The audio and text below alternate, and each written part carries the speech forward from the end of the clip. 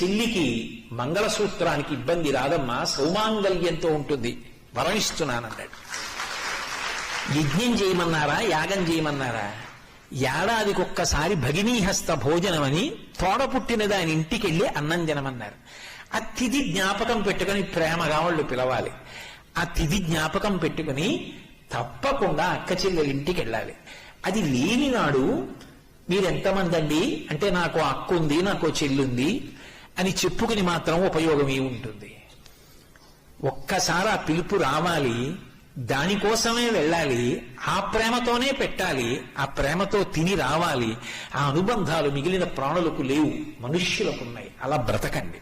అన్నయ్య వెళ్ళిపోగలడా? అమ్మా నువ్వురా, పుట్టింటికి రా, ఎన్నాళ్ళైందో, నువ్వు ఒక రోజు అడిగావు, రేపు కూడా ఉంటాను, మా ఇంట్లోనే ఉంటారా? ఇప్పుడు యమునని తన ఇంటికి తీసుకెళ్ళాడు. వెంటనే ప్రేమ ఎప్పుడో వస్తానంటే కాదు, వచ్చేసేయి అని. ఏం చేస్తాడు? తీసుకెళ్ళి